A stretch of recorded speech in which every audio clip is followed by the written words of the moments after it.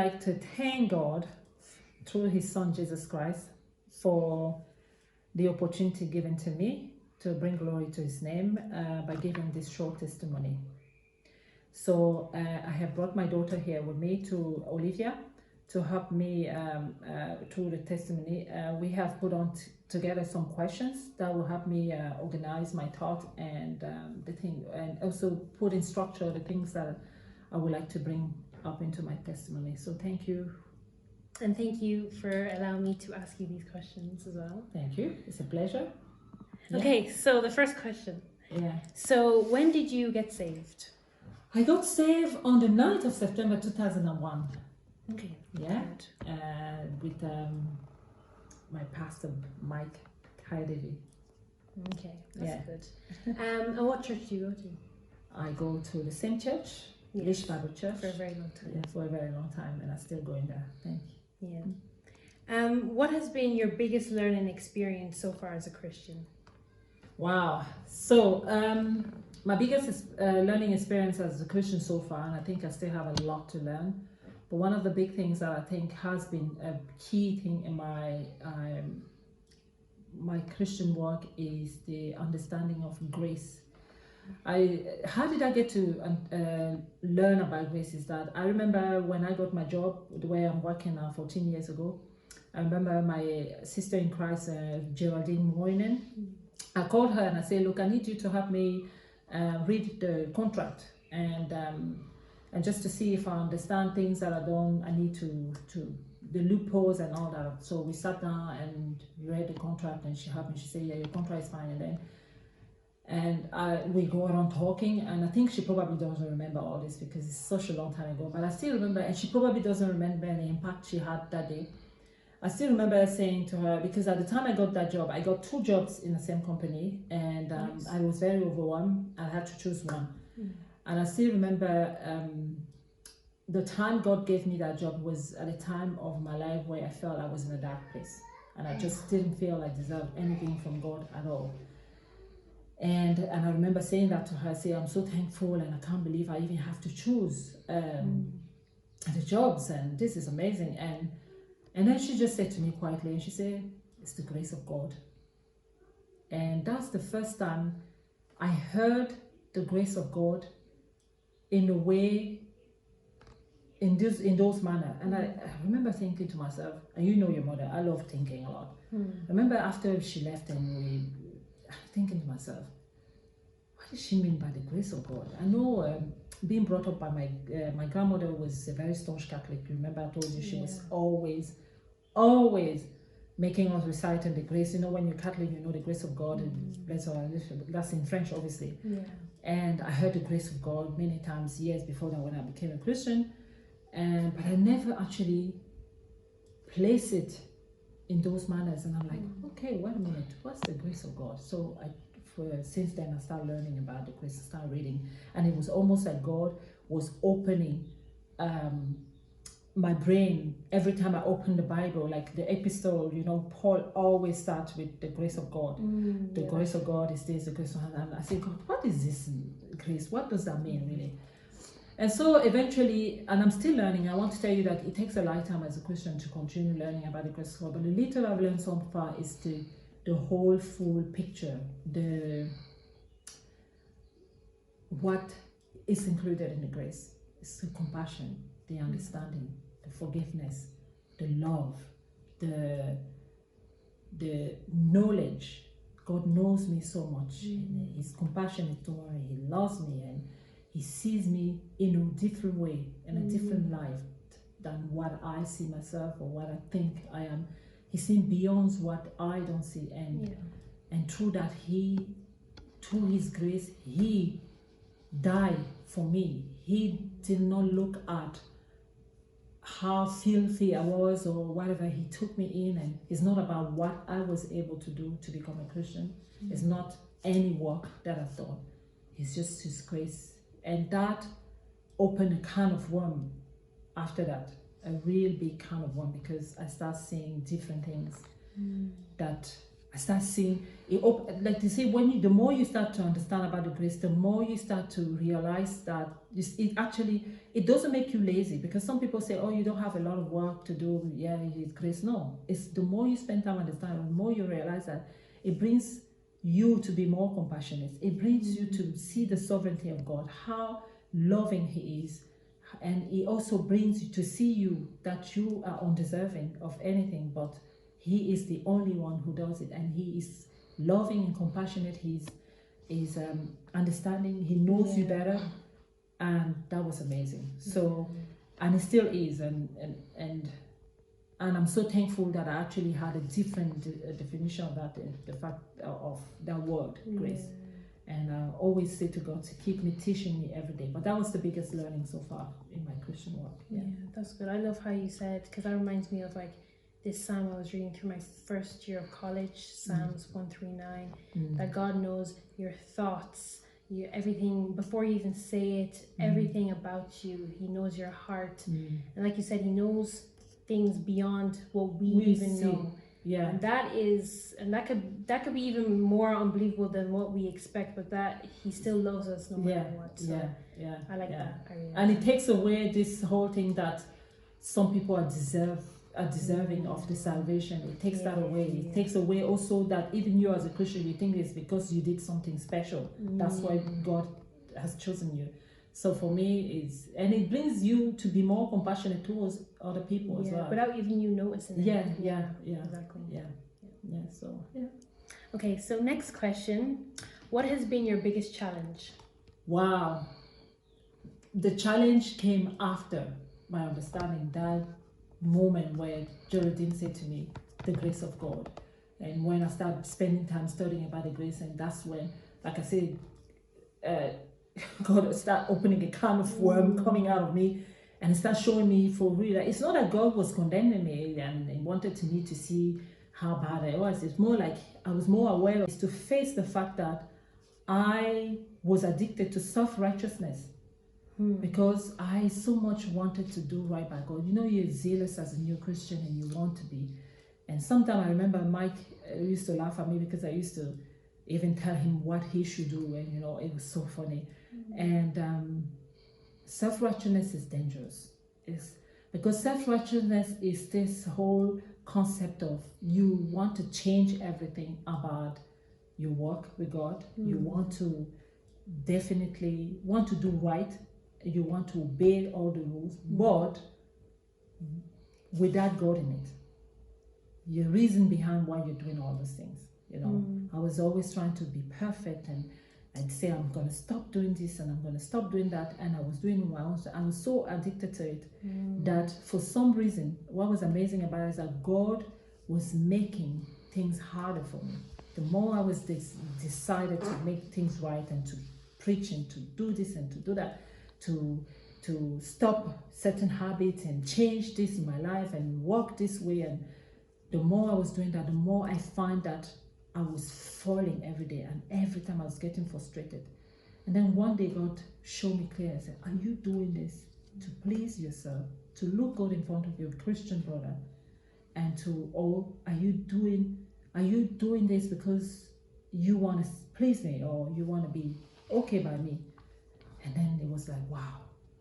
But yet it was a habit, long life of habits, of bad habits, trying to be righteous.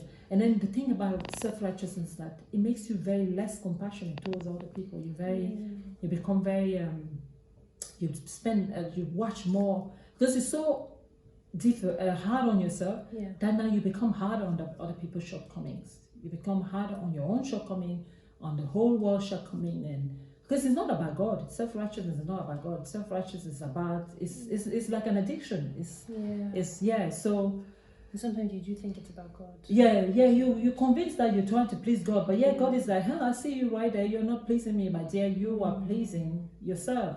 It's not about, because the chastening comes from God. It's so peaceful. It helps you. It's so like a revelation, uplifting. But when you find yourself struggling and always being hard, and also you now develop the habit of being critical, very critical of others, very unforgiving and very like, even sometimes you're using the Bible to attack others and to attack yourself, because like you should be doing this, where that's not what God is about. God is about love, compassion, peace, you know. So it was a challenge, slightly still is challenge in my life, in fairness. But what is beautiful about God, Olivia, about our Christian work, I found eventually, is what you're learning from God. When you learn something from God, it just makes you feel so, you're like, wow, thank you, God. Thank you, God. And you start to see the other side. When it comes from God, you start to see that lack of condemnation. Yet it's more chastening, it's more correction, it's more like, I want you to become better. You know, it's not about, So that has been a challenge. It was very hard to break out of it, to let go, and to actually even admit that I was trying to serve God for myself to be feeling good and to fix myself, as opposed to just responding to God's love and being, and that He is the one who makes me righteous. He's the one who, as I got closer to you, as I get closer to Him, He's the one who makes me better and better every day. And that, till the day we die, we're still gonna get there. You know, and that's definitely one of my biggest challenge for a long time, actually, because I didn't want to let go. But when I said to God, you know what, you're right, and that's when at one point in the peak time, especially when your brothers arrived in Ireland, where it was becoming tougher and tougher and tougher in my head, and God brought the Bible verses that we both love, in the Philippians 4, 6 to 7. I like to call, because I struggle with that as well, and I never really thought it was called self-righteous. I just didn't know the name for it, but I call it being controlling, because with me, I struggle with that as well. Like, if I try to do what's right and I try to not do what's wrong, it just happens more and more. Like, God keeps making me make that mistake more to make me realize. Isn't it? And then you're like, you want to give up. So I just want to give up. Exactly. You know, So me, and I always thought that the way I prayed, or the way I, the way I, studied like a weakness of mine to, stop it, would help it, but it's not that. Like, no matter, even if you pray for it, if you don't pray for it, as long as you just give it to God. That's when I'm going to read Philippians 4. Let's read it. So Philippians 4, 6 to 7 is, do not be anxious about anything, but in every situation, by prayer and petition with thanksgiving, present your requests to God. And the peace of God, which transcends all understanding, will guard your hearts and your minds in Christ Jesus.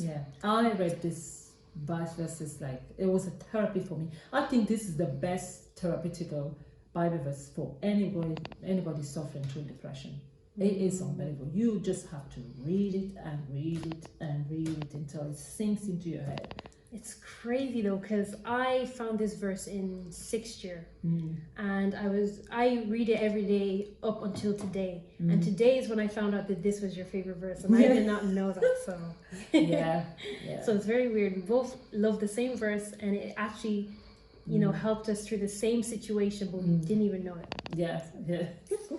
Okay, so so you just mentioned Philippians as your favorite verse. Is there any other favorite verses that you have, and why? I guess anybody who knows me already knows one of my top verses, and that I tell you why. That Philippians is obviously, I just explained why Philippians 4 6 to 7 was more what helping me to just give everything to God, and just to remember, even like if you see that Bible verses doesn't say certain things and the good things and the bad things, everything.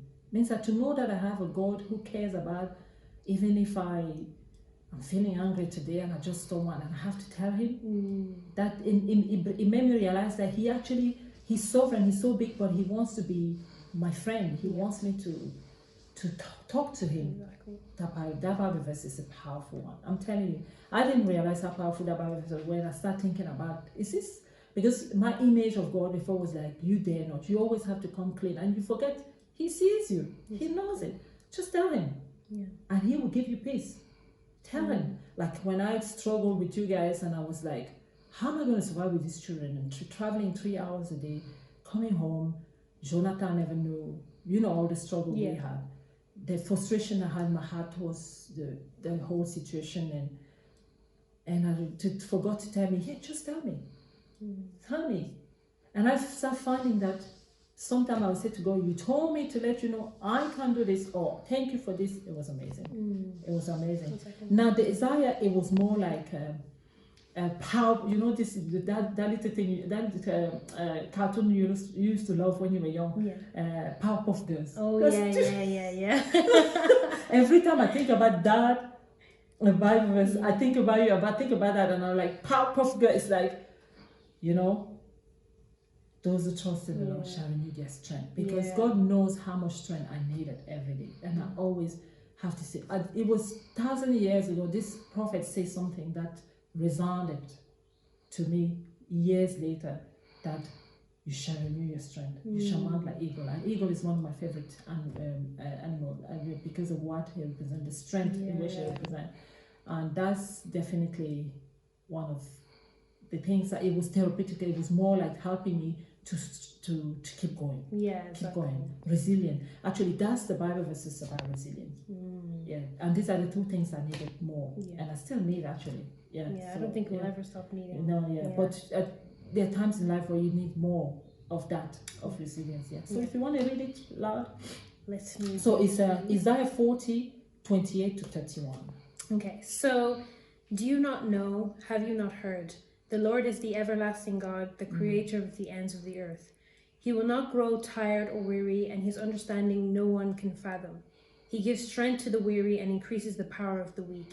Even youth grows tired and weary, and young men stumble and fall. But those who hope in the Lord will renew their strength. They will soar on wings like eagles. They will run and not grow weary. They will walk and not be faint.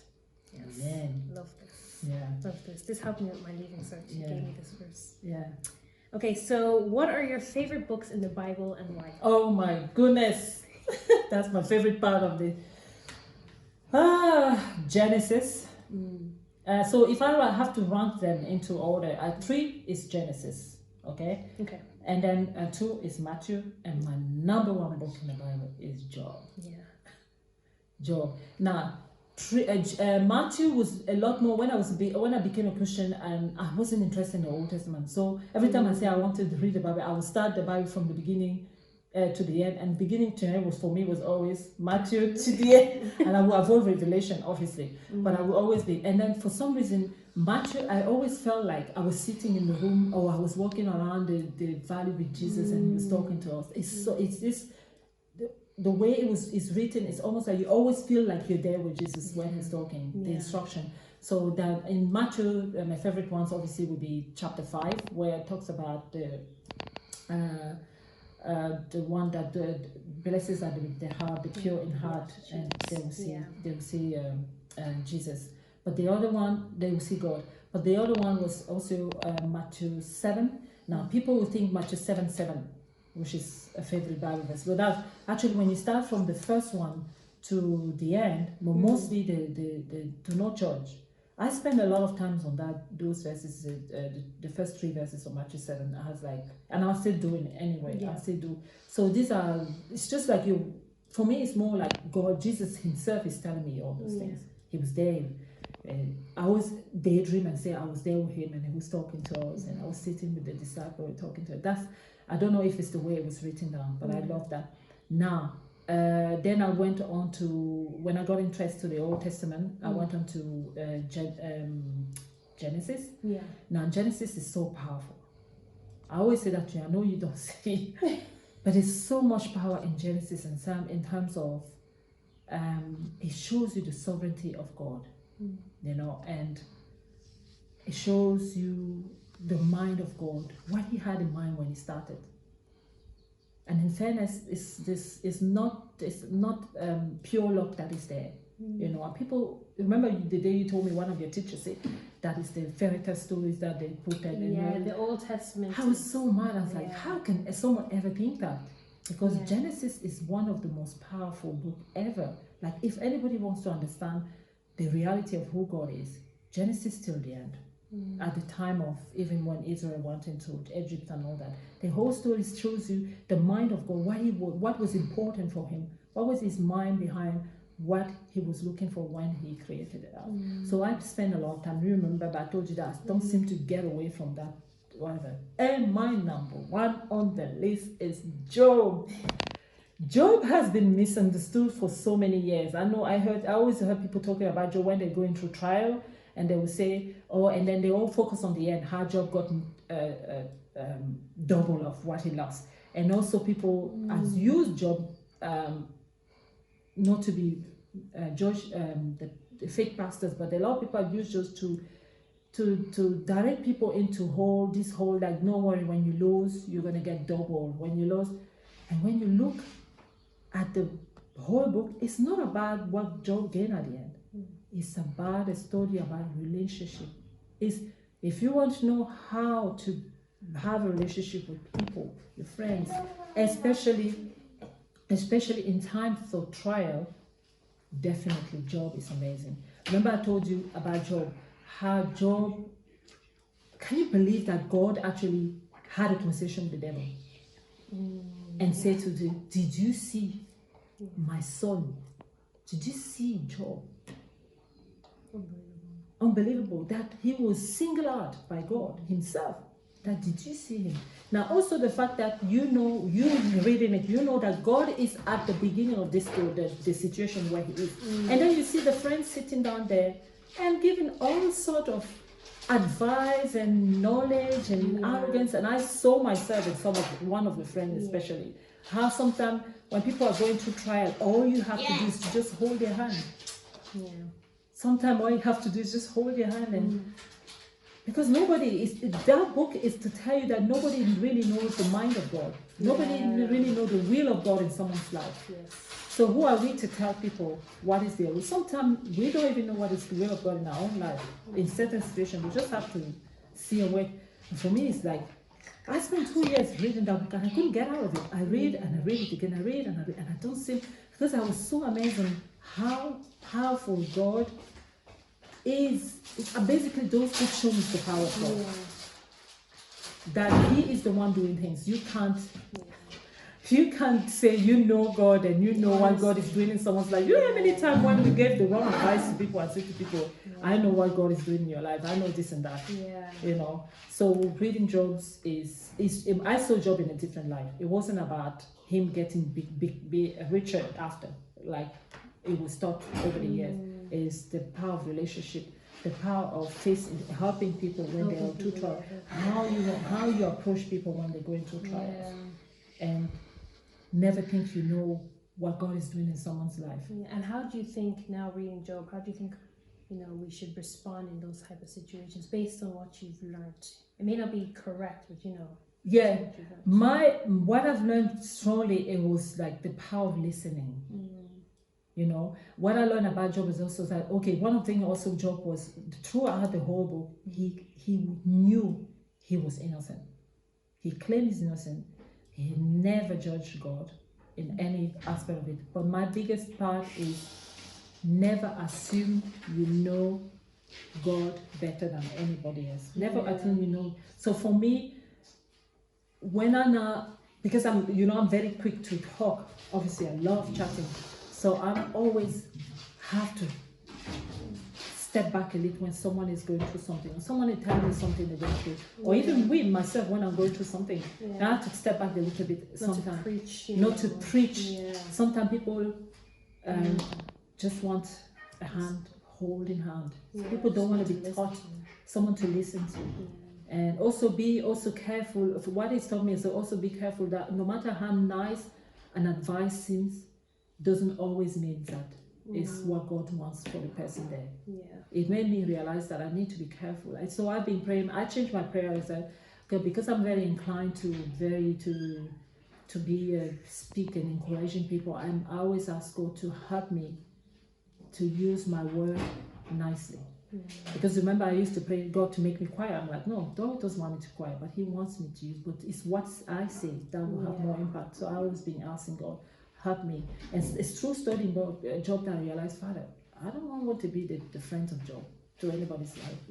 I don't want to be the wrong advisor, so help me to find the right word. Perfect. Okay, so How has it been becoming a Christian in Ireland? Oh, challenging, because I became a Christian the same year I arrived in Ireland. So getting used to a new culture and whatever, getting to know people and now becoming a child of God, it was a bit challenging. Yeah. Okay. So tell us about what God has taught you during this time of coronavirus, you know, to keep it relevant to what's going on today. What has He taught you during this tough time? The first thing you guys all know, the first thing we went through, especially Dad and I talked about it a lot, is the anger, like the frustration. And for me, you know, that is always calm, chill. Your dad. But for me, it was, my goodness, I was frustrated. I was scared. I was petrified. The world is on. And I started thinking about all the things I thought I was going to do, and that's it, we're all dying. And when I passed that stage of fear and panic and frustration, it's still a little bit there, in fairness, you know, I'm always a little bit. But then I started realizing that then you go and are trying to find out about things. What's God doing there? And then I had to pause and I understood more about Philippians 4, 6, 7. Yeah. It's okay to feel scared. It's okay to have a moment of confusion in your head.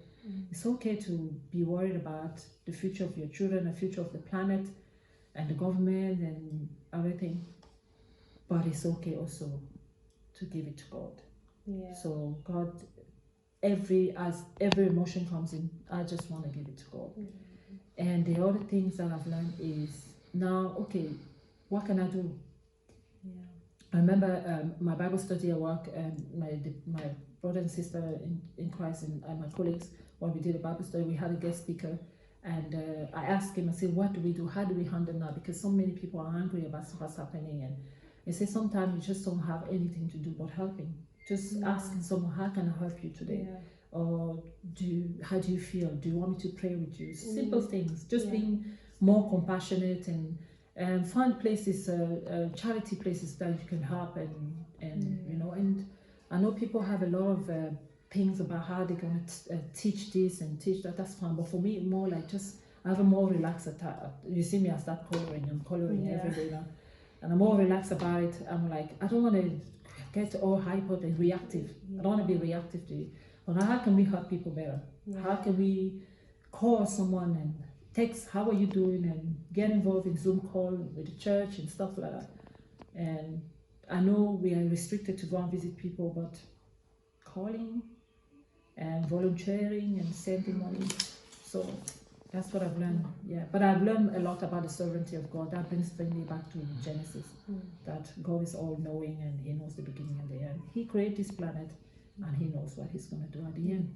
So that's what I've done. One thing that you said, like, I feel, especially for Christians, feeling scared, having fear in certain situations, and just feeling like not optimistic, feeling pessimistic, is not really, like, people get preached that from other Christians, like, no, you must be positive, no, you must do this. There's so many messages now, and sometimes God has not given you a spirit of fear. You shouldn't be fearful. Yeah, like. And I like what you said, that being fearful is okay. Like any emotion, because I feel like God created all these emotions. Like, how is it bad? Like, He created these emotions. We're human beings.